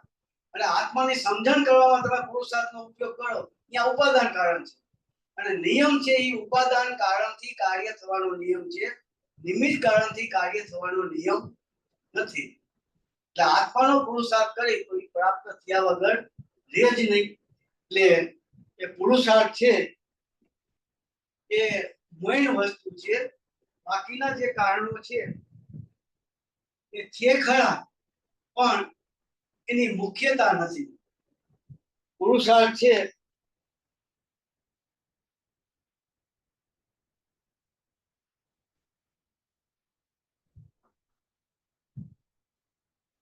એ સ્વાધીન કારણ છે, એ આપણા હાથની વાત છે. પુરુષાર્થ આપણે કરવો કે ન કરવો એ આપણા હાથની વાત છે. એમાં બીજા કોઈની અપેક્ષાની જરૂર નથી, બીજા કોઈના મદદની જરૂર નથી. આ નિમિત્ત આવે કે ન આવે એ આપણા હાથની વાત નથી. પણ પુરુષાર્થ આપણે કરવો કે ન કરવો, ઓછો કરવો, વધુ કરવો, એ બધું આપણે આધીન છે. એ આપણે જેમ કરવું એમ આપણે કરી શકીએ છીએ. આપણે એ ઘરમાં ટીવી હોય અને ડીવીડી હોય તો એ ડીવીડી માં ગુરુદેવનું પ્રવચન સાંભળી શકીને સામે બાજુમાં ટીવી હોય તો ટીવીમાં આપણે સિરિયલ જોઈ શકીએ છીએ. એ યોગ્યતા આપણામાં છે. એ લબ્ધ આપણે જોયું ને, ઉપયોગ રૂપે અને લબ્ધ રૂપે પર્યાયી સ્વભાવમાં, તો યોગ્યતા આપણામાં પડેલી છે. પણ ઈ વર્તમાન જે યોગ્યતા છે ઈ પ્રગટ રૂપે છે, ઈ સંસારમાં છે, આત્મલક્ષી નથી. તમે ઘરમાં બેઠા છાપું વાંચો, સોફા ઉપર બેઠા બેઠા આપણે છાપું વાંચી છીએ, તો ઈ છાપું વાંચવાનું જે કાર્ય કરે છે ઈ આપણી પ્રગટ યોગ્યતા છે. ઈ યોગ્યતા છે અને છાપું વાંચી છે, પ્રગટ રૂપે છે. પણ લબ્ધ રૂપે આપણી યોગ્યતા અંદર ઈ પડેલી છે કે કદાચ તમે છાપુને મૂકીને તમે સમયસર હાથમાં લઈને વાંચી શકો છો, ઈ કાર્ય પણ તમે કરી શકો છો. લબ્ધ રૂપે અંદરમાં પડેલી છે યોગ્યતા. ઈ તમારે એનો શેમાં ઉપયોગ ક્યાં કરવો, કે સમયસરમાં તમારો ઉપયોગ કરવો કે છાપા વાંચવામાં કરવો, ઈ પોતાને આધીન છે. એમાં કોઈ કર્મ નિમિત્ત નથી, કોઈ પુણ્ય પાપ નિમિત્ત નથી. એ સ્વતંત્ર રીતે જીવની પોતાની જવાબદારી છે. એ છાપું વાંચી શકે છે અને સમયસર વાંચી શકે, બે યોગ્યતા એનામાં છે. અને યોગ્યતા છે એ પુણ્યના કારણે નથી, એ પુરુષાર્થને આધીન છે. આપણે કહીએ કે કેટલાયમાં યોગ્યતા, એમ કહીએ કે આનામાં યોગ્યતા નથી, આ મંદિરે કોઈ દી આવતો જ નથી, દર્શન કરવા કોઈ દી નથી આવતો, એનામાં યોગ્યતા નથી.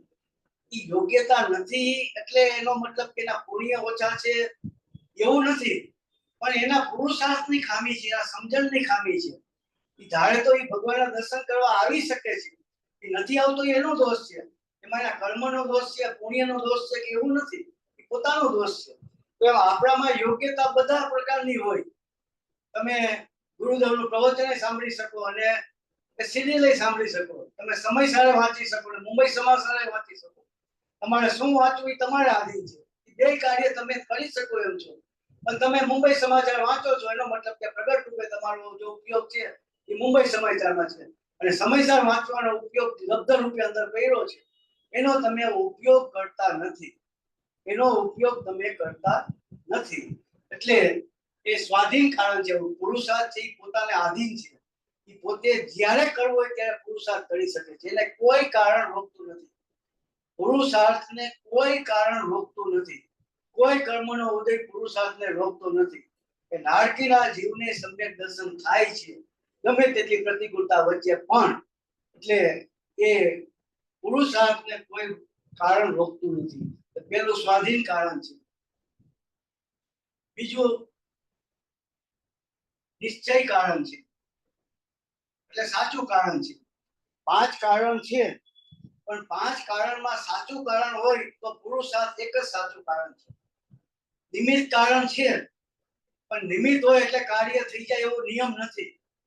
ગુરુદેવનો ઉપદેશ મળ્યો, માતાજીને સમ્યક દર્શન થયું, આપણને ન થયું, તો એમાં એ નિમિત્ત નો કારણનો દોષ નથી.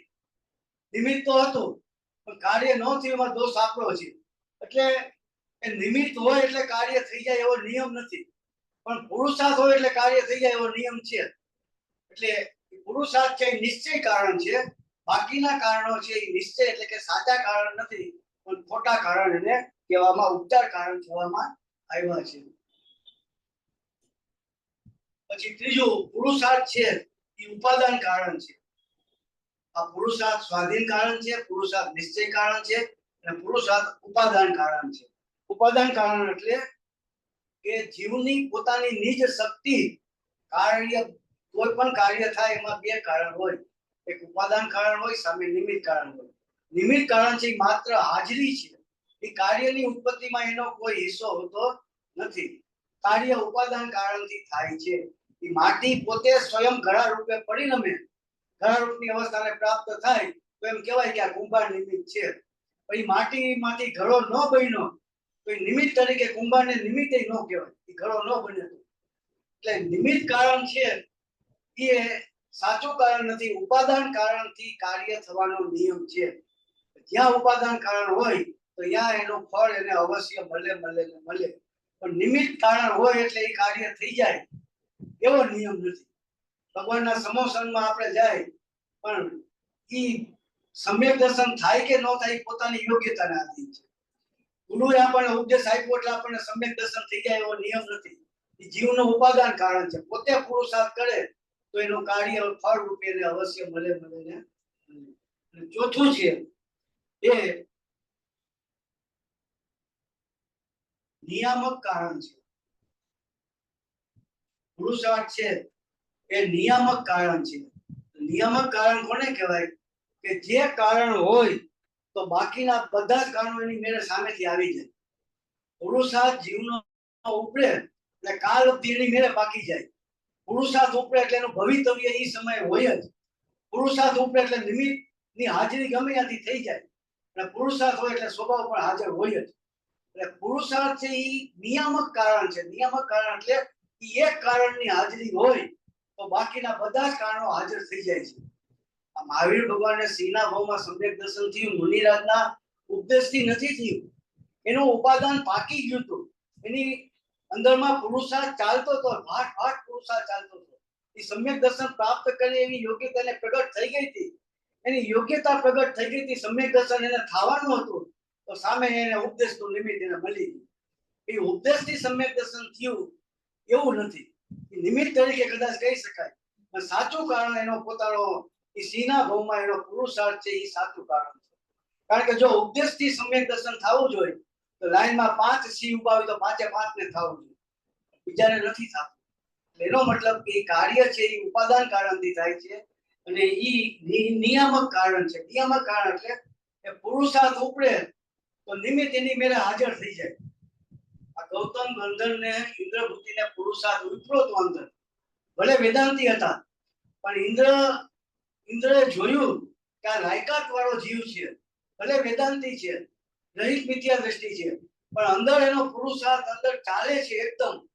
અને આ જીવ યોગ્યતા વાળો છે. એ સમ્યક દર્શન પ્રાપ્ત કરે એવી યોગ્યતા એનામાં પ્રગટ થઈ ગઈ છે. એ ઇન્દ્રએ જોયું એના જ્ઞાનમાં, અવધિ જ્ઞાનથી. એ પછી એને 2 દેવને મોકલા. એમને નહોતા મળ્યા, બીજા કબીરને પાસે નહોતા મોકલા. એને ખબર હતી કે આની યોગ્યતા બાકી ગઈ હતી. તો એ 2 દેવ એ બ્રાહ્મણનું રૂપ લઈને આવે છે અને એને કહે છે કે ભાઈ ભગવાનનું સમોસન આવ્યું છે, તમે હાલો. કે ભગવાન તો હું છું, ના નવા ભગવાન કોણ આવ્યો? એનું ઉપાદાન અંદર બાકી ગયું હતું. એ દેવના જીવો બ્રાહ્મણનું રૂપ લઈને આવ્યા અને એને ભગવાનના સમોસનનું કીધું અને એટલે એને ભગવાનને સમોસનમાં ગયા એટલે એને સમ્યક દર્શન થઈ ગયું. એવું નહોતું. એને પુરુષાર્થ પાકી ગયો હતો. એની તૈયારી થઈ ગઈ હતી. એ સમ્યક દર્શન પ્રાપ્ત કરવાનો જ હતો. તો એ સમય એને નિમિત્ત ગમે ત્યાંથી સામેથી આવીને એને મળી જાય. એ નિમિત્તને લેવા જવું પડે નહીં, એને ગોતવા જવું પડે નહીં. એટલે આ રીતે એ 5 સમવાયમાં મુખ્યતા પુરુષાર્થની છે. અને છેલ્લો મુદ્દો જે છે એ નાયક આત્માના લક્ષપૂર્વક ધાર્મિક ક્રિયાઓ કરવી. એટલે આત્માના લક્ષપૂર્વકની ક્રિયાઓ છે એ આપણે કરવી જોઈએ.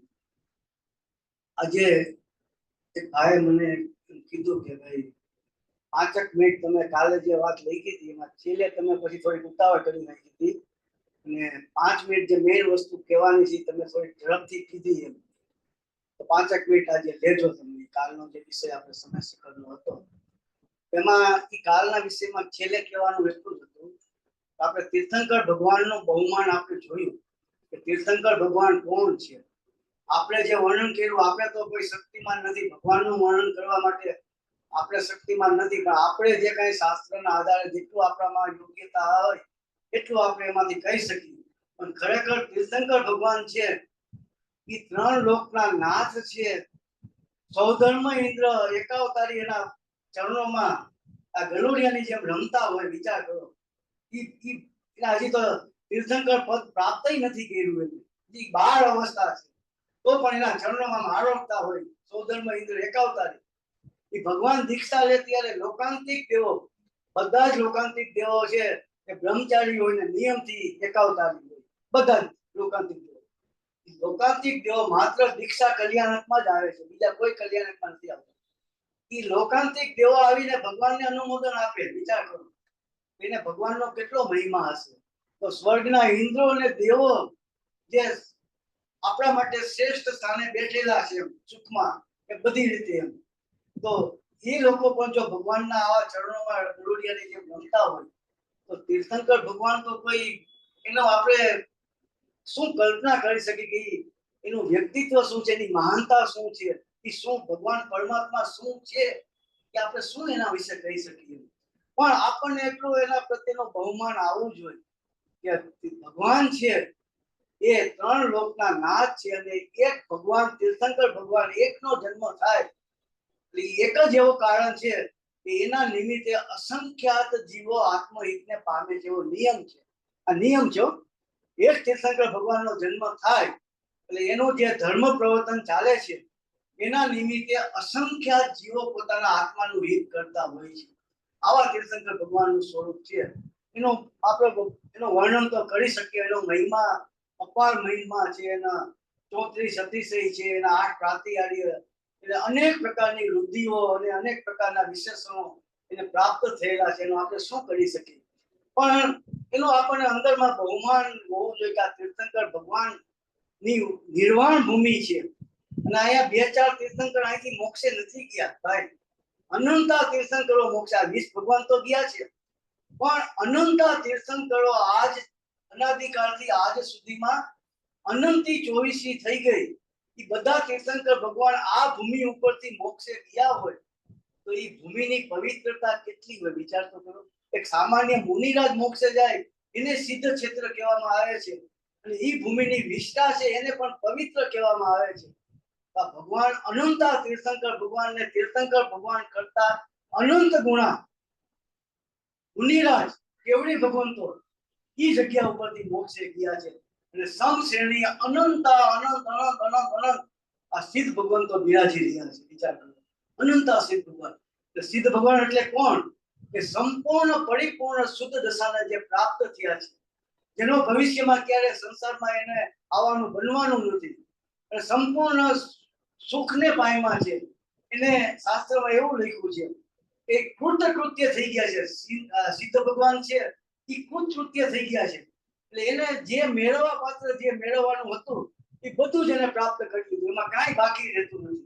તો આવા અનંતા સિદ્ધ ભગવંતો આ જે જમીન ઉપર આપણે સમ્ય શિખરની જમીન ઉપર આપણે ઉભા હોય અને ત્યાં અનંતા સિદ્ધ ભગવંતો બિરાજતા હોય ઉપર, અને આ ભૂમિ ઉપરથી અહીંથી શમશ્રેણીય મોક્ષે ગયા હોય તો એ ભૂમિ ઉપર આપણે ઉભા હોય તો આપણને એ ભૂમિનો કેટલો મહિમા આવે. વિચાર તો કરો, કેટલો મહિમા આવે.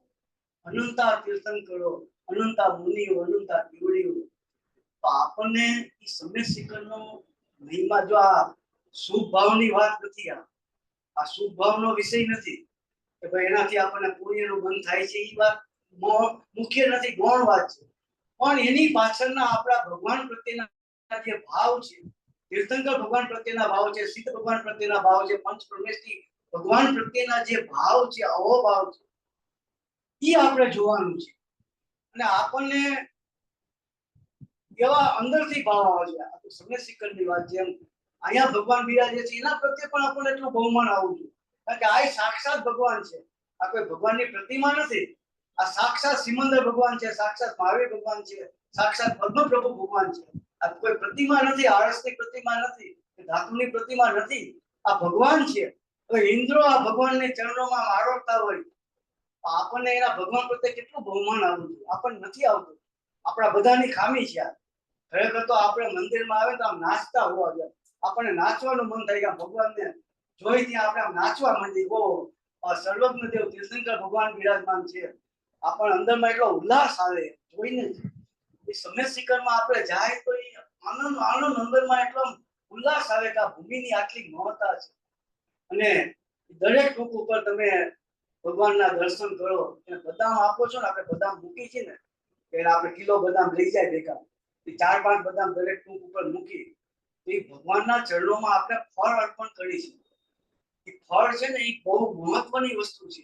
એ ફળ એ સામાન્ય વસ્તુ નથી. એનું મહત્વ શાસ્ત્રમાં ઘણું બતાવેલું છે. આપણે એનો વિષય નથી લેવો, પણ ભગવાનના ચરણોમાં તમે ફળ ચડાવો છો ને, એ કોઈ નાની સૂની વાત નથી. એનું ફળ મોક્ષ ફળ પ્રાપ્તિ આપણે બોલી છીએ પૂજામાં, એ ફલમ દેવ પામીથી, એ મોક્ષ પદની પ્રાપ્તિ પણ કરાવે છે. એવું ફળ એનું ફળ છે. ફળ આપણે ભગવાનનો અર્ઘ ચડાવીએ છીએ, અનંત પદ પ્રાપ્ત એટલે કે મોક્ષ પદની પ્રાપ્તિ આપણે અર્ઘ ચડાવી, ફળ મૂકી, ભગવાનની પ્રદક્ષિણા કરી અને ભગવાનના ચરણોમાં ભક્તિ કરી, અને એ ભગવાનના ચરણોમાં જે ભગવાનના ચરણ પાદુકા છે, આપણને અંદરથી એવો ભાવ આવવો જોઈએ કે આ અજીતનાથ ભગવાનની ટૂંક છે અને એના પગલા છે, અજીતનાથ ભગવાનની ટૂંક ઉપર આવ્યા છે, તો એના ચરણોમાં આપણે મસ્તક નમાવાનું છે. એ નમાવીને લઈ નથી લેવાનું. આપણે મસ્તક નમાવતી વખતે આપણે વિચાર કરવાનો છે, આ પદ્મ અજીતનાથ ભગવાનનો આ સમોસરણ અહીં બિરાજે છે, અને એ સમોસરણ મધ્ય બિરાજમાન અજીતનાથ ભગવાનના ચરણોમાં હું વંદન કરું છું. ઈ કલ્પના કરવાની છે. બીજી કલ્પના આપણે ઈ કરવાની છે કે ભગવાનના ચરણોમાં મસ્તક નમાવી ત્યારે કે આ અજીતનાથ ભગવાન સિદ્ધ દશાને પ્રાપ્ત થયા છે, સમક્ષણે બિરાજમાન છે, એમના ચરણોમાં હું મસ્તક નમાવું છું. અને ઈ મસ્તક કેટલી વાર નમાવાનું છે, એનો કાળ કેટલો, તો કે જ્યાં સુધી તમને ઈચ્છા થાય ત્યાં સુધી મસ્તક નમાવો. 10 second, 15 second, 25 second, 50 second, minute, 2 minute, તમે માથું ઊંચું ન લ્યો, એવા ભાવ આવે આપણને. એવા ભાવ આવવા જોઈએ કે ભગવાનના ચરણોમાંથી એમ થાય કે માથું લેવાનો આપણને ઈચ્છા ન થાય. 50 સેકન્ડ, 60 સેકન્ડ, 70 સેકન્ડ આમ ભગવાનના પગલામાં માથું મસ્તક નમાવીને આપણે લઈ લેવું. અહીંયા ભગવાન હોય તો અહીંયા પણ આપણે એવી રીતે ભગવાનના ચરણોમાં મસ્તક નમાવી, ભગવાન આમ ખાલી પગે લાગી લીધું કે આમ ચરણ સ્પર્શ કર્યા અને બસ પગે લાગીને બીજા ભગવાન, ત્રીજા ભગવાન, અકેત ભગવાનનું એટલું મહત્વ છે, તો તમે એના ચરણોમાં એટલા એવો ભાવ અંદરથી કેમ આપણને ન આવે? આ તીર્થંકર ભગવાનની કોઈ સામાન્ય આ પ્રતિમા નથી, સાક્ષાત ભગવાન છે કે જેના માત્ર દર્શન કરવાથી કેટલાય ભવોના સંચિત કરેલા પાપ કર્મ નાશ પામી જાય. કેટલા બધા આ ભગવાનના વિશેના અવતરણો કેટલા બધા શાસ્ત્રોમાં છે, કેટલા બધા શાસ્ત્રોમાં મેં તો જોયા છે. આપણને એમ થાય કે આ ભગવાનનો આટલો બધો મહિમા આપણને ખબર જ નથી. આ ભગવાનને એના ખાલી દર્શન કરવાનો આટલો બધો મહિમા છે. આપણને એના દર્શન કરી તો આમ એમ થાય કે 10 second, 15 second, 25 second, minute, 1.5 minute ભગવાનના ચરણોમાં મસ્તક નમાવીને રાખીએ, ઊંચું લેવાનું મન ન થાય. આવા ભાવ આપણને, અને આવા ભાવ કદાચ આવે ને તો દુનિયા કદાચ આપણને ગાંડી કે પણ ખરા. આના આટા ઢીલા થઈ ગયા છે એવું કદાચ બોલીએ, ક્યાં સુધી આ માથું નમાવાનું હોય, કેટલી વાર પગે લાગવાનું હોય, કેટલા લોકો બોલતા હોય છે હાંભળા એટલે દુનિયાનો વિચાર નહીં કરવાનો, જેને જે બોલવું એ બોલે. આપણને ભગવાન પ્રત્યે જે અહોભાવ છે, જે ભક્તિ ભાવ છે, આપણે આપણું કરવાનું હોય. દુનિયા જે બોલે, જે વિચારે એ આપણા વિશે, એ ગાંડો કે તો ભલે ગાંડો છું ભાઈ, હું ભગવાન માટે હું ગાંડો થવામાં મને કઈ વાંધો નથી, તો આપણે સ્વીકારી લેવાનું. પણ આપણા ભાવમાં કે સમય શિખર જાય તો આમ ઈ ચાલુ કર્યું ત્યાં સુધી કાંઈ કદાચ સંસારની એકય વાત નહીં, કોઈ વિચાર નહીં, કે નમસ્કાર મંત્રના જાપ કરતા જાતા હાલ્યા જાય કે પાંચેય પરમેશથી અહીંયા સમાવેશ થઈ જાય છે સમય શિખરમાં. તો આપણે નમસ્કાર મંત્રના જાપ બોલતા ચાલ્યા કરી, બાજુમાં કોઈને રાખવા જ નહીં.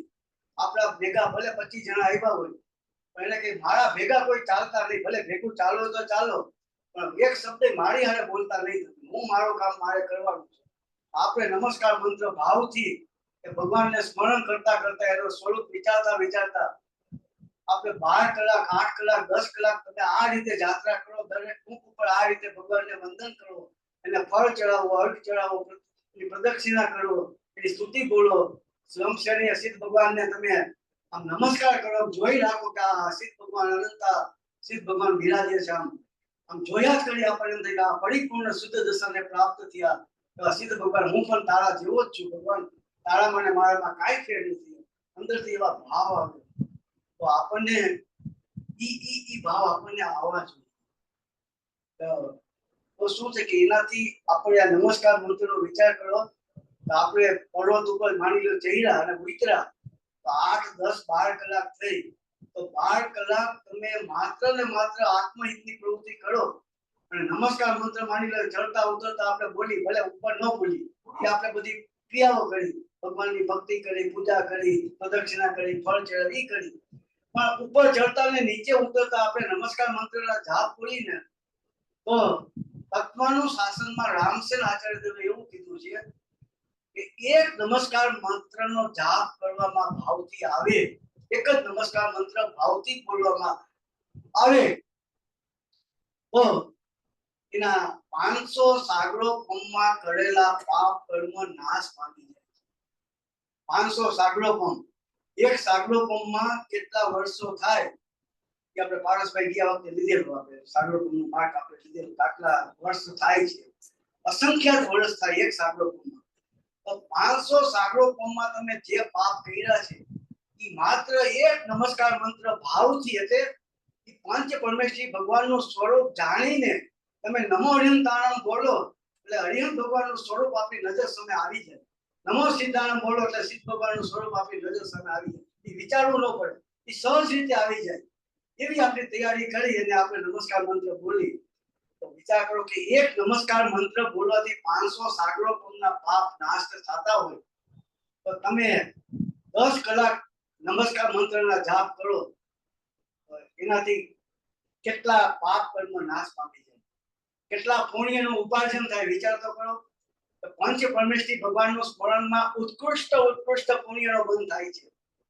પાંચ પરમેશ્વરી ભગવાનના સ્મરણ માત્ર બધી જ વિપદાઓ નાશ પામી જાય છે. આ સીતા છે, અંજના સતી છે, સુદર્શન શેઠ છે, એનો બચાવ થયો એનું કારણ એક જ શાસ્ત્રમાં લખ્યું છે કે પંચ પરમેશ્વરી ભગવાનનું એને શરણ હતું એટલે એનો બચાવ થયો. નકા રાવણ પાસેથી સીતા પાછી આવે ને એ જિંદગીમાં ન બને. અને પેલો વીર પુરુષ હતો, કામદેવ હતો, એ કઈ નાનો જેવો તેવો માણસ નતો, એ વીર પુરુષ હતો. અને સીતા ને આમ હાથ ન અડાડી શક્યો, એના પંચ પરમેશ્વરી ભગવાનનું સ્મરણ હતું સીતાજી પાસે, એટલે એ બચી શક્યો. તો આપણે વિચાર કરો કે કેટલા પાપ કર્મો નાશ પામી જાય, કેટલા પુણ્યનું ઉપાર્જન થાય. ઈ બે વસ્તુ આપણે જવા દઈ ગાળો, ઈ બે વસ્તુ અમારે નથી જોતી. પણ પંચ પરમેશ્વરી ભગવાનનું તમે સ્મરણ કરો ને એટલે તમને પંચ પરમેશ્વરી ભગવાનની ભાવના પ્રગટ કરવાની ભાવના અંદરમાં ઉત્પન્ન થાય કુદરતી રીતે. તમે એકને નમસ્કાર મંત્રના વારંવાર જાપ કરો ને એટલે પંચ પરમેશ્વરી ભગવાન આપણા આત્મામાં છે. શાસ્ત્રમાં એવું કથન આવે છે કે પાંચેય પરમેશ્વરી ભગવાનની આત્માના જ પરિણામ છે. એવો એક વાક્ય આવે છે શાસ્ત્રમાં.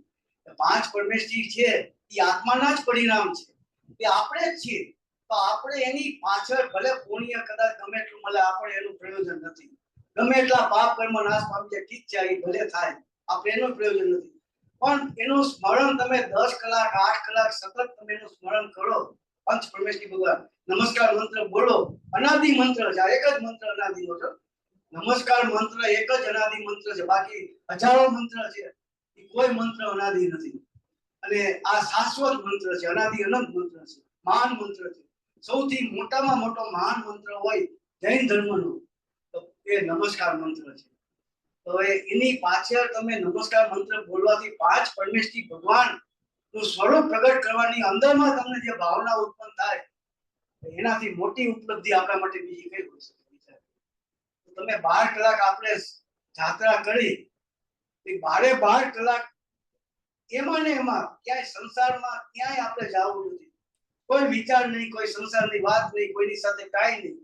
કારણ કે આપણે મુંબઈ થી જાય તો કેટલી બધી તૈયારી કરીને જવું પડે. અહીંયા 5 દિવસ રોકાવું હોય તો કેટલો સામાન પેક કરવો પડે, જમવાનું ભેગું લેવાનું પડે, અહીંયા કામ ધંધા હોય બધા ઓફિસના, એ બધા 5 દિવસ માટે એડજસ્ટ કરીને જવાનું હોય, પૈસાનો ખર્ચો થાય, અહીંયા મુશ્કેલી વેઠી.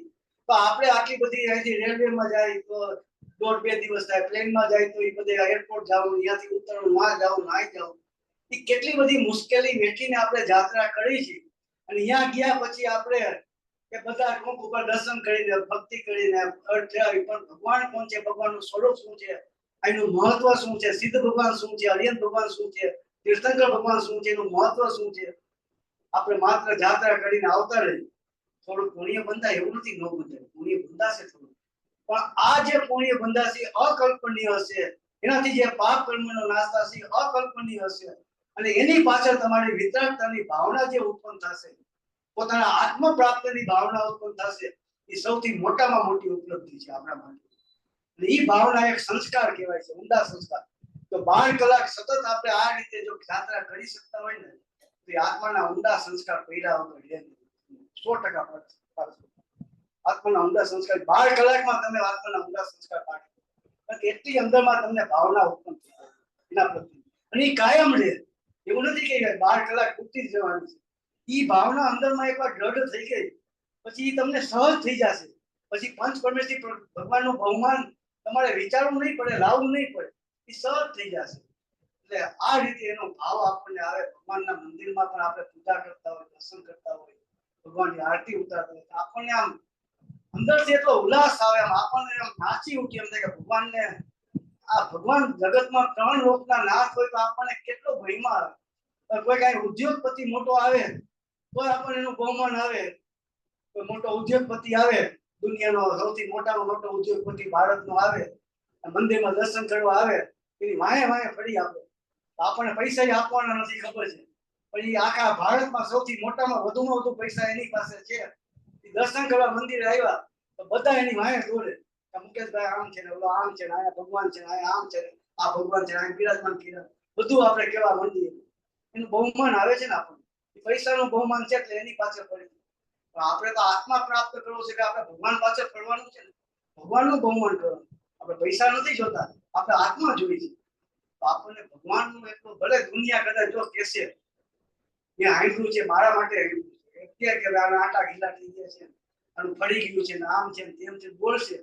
આપણને જે ભાવ ભગવાન પ્રત્યે આવે એ આપણે કોઈની ચિંતા કર્યા વગર ભગવાનના ચરણોમાં મસ્તક નમાવવાની ઈચ્છા થાય તો 50 સેકન્ડ 60 સેકન્ડ સુધી ભગવાનના ચરણોમાં બસ આ માથું નીચે ન લઈ, એમ ભગવાનના ચરણોમાં હું મસ્તક નમાવું છું. એમ ભગવાન બિરાજમાન છે એના ચરણોમાં હું મસ્તક નમાવું છું, ભગવાનની આરતી ઉતારું છું, ભગવાનની આમ પૂજા કરતા હોય તો અંદરથી આમ ભગવાન પ્રત્યે અહોભાવ આવે. જે કાંઈ ભક્તિ કરતા હોય તો ભક્તિમાં આપણે ઉતરી પડીએ.